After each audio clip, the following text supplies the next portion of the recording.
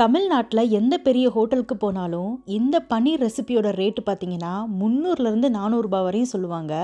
நான் இன்னைக்கு ஹோட்டலில் கிடைக்கிற அதே டேஸ்ட்லேயே நம்ம வீட்டில் இருக்க பொருள்களை வச்சு ரொம்ப சிம்பிளாக ஆனால் டேஸ்ட் சும்மா தட்டி தூக்குற மாதிரி செய்ய போகிறோம். ரெசிபியை சேவ் பண்ணி வச்சுக்கோங்க.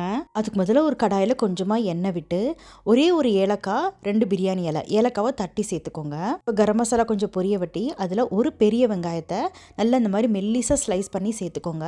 வெங்காயத்தை நல்லா வதக்கணும். வெங்காயம் நல்லா இந்த மாதிரி கேரமலைஸ் ஆகி நல்லா இந்த மாதிரி ப்ரௌன் கலர் ஆகணும். அந்த அளவுக்கு வதக்குனதுக்கப்புறமா இதில் இப்போ ஒரு மீடியம் சைஸ் தக்காளியை நல்லா பொடியாக வெட்டி சேர்த்துக்கோங்க. தக்காளி வந்து மீடியமாக இருந்தால் போதும், ஏன்னா அதுக்கப்புறம் இதில் நம்ம தயிரும் சேர்ப்போம்.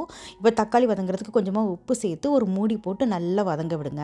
இப்போ அடுத்ததாக ஒரு சின்ன பவுலில் புளிப்பில்லாத தயிர் ஒரு 1/2 கப் அளவுக்கு சேர்த்து அதில் 1/4 டீஸ்பூன் மஞ்சள் தூள், 1 டீஸ்பூன் காரமான மிளகாத்தூள், 1 டேபிள் ஸ்பூன் மல்லித்தூள், அதுக்கப்புறம் 1 டீஸ்பூன் காஷ்மீரி மிளகாத்தூள் இதெல்லாம் சேர்த்ததுக்கப்புறமா நல்லா கலந்து விடுங்க.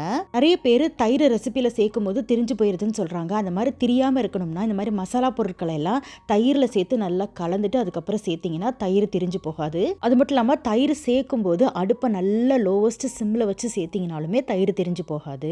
இப்போ அடுத்ததாக ஒரு பேனில் கொஞ்சமாக பட்டர், அது கூடவே சமையல் எண்ணெய் சேர்த்துக்கோங்க. பட்டர் கூட சமையல் எண்ணெய் சேர்த்திங்கன்னா பட்டர் கரிஞ்சு போகாது.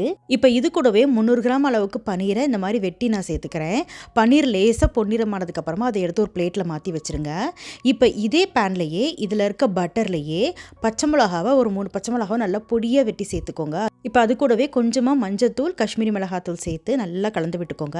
அடுத்ததாக பெரிய வெங்காயத்தை இந்த மாதிரி பெரிய பெரிய சதுரமாக வெட்டிக்கோங்க. இந்த ஷேப்பில் வெட்டி அதையும் சேர்த்துக்கோங்க. இந்த ரெசிபிக்கு வெங்காயம் வந்து இந்த மாதிரி ரொம்ப வதங்கக்கூடாது, நல்ல ஒரு க்ரன்ச் இருக்கணும்.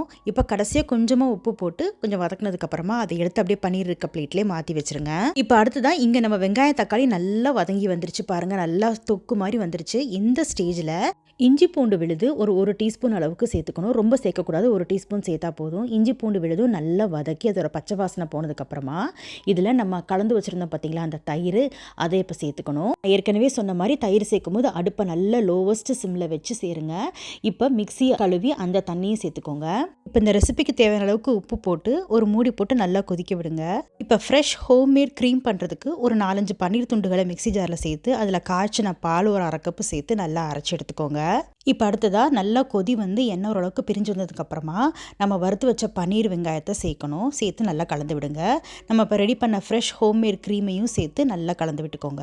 இப்படி இன்ஸ்டண்ட்டாக ரெடி பண்ணி சேர்த்திங்கன்னா டேஸ்ட்டும் ரொம்ப சூப்பராக இருக்கும். கடையில் ஃப்ரெஷ் க்ரீம் வாங்கி சேர்க்கணுன்ற அவசியமும் இருக்காது. அடுத்ததாக பன்னீர் கிரேவிக்கு ரொம்ப முக்கியமான கசூரி மேத்தியும் கரம் மசாலாவும் சேர்த்து நல்லா கலந்து விட்டுக்கோங்க. கசூரி மேத்தி ஒரு டீஸ்பூனும், கரம் மசாலா ஒரு 1/2 டீஸ்பூனும் சேர்த்துக்கோங்க.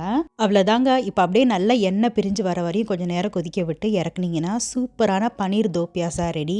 இந்த பன்னீர் தோ பியாசா நான், பரோட்டா, சப்பாத்தி எல்லாத்துக்கும் ரொம்ப ரொம்ப சூப்பராக இருக்கும். கண்டிப்பாக ட்ரை பண்ணி பார்த்துட்டு எப்படி இருந்துச்சுன்னு சொல்லுங்கள் ஃப்ரெண்ட்ஸ்.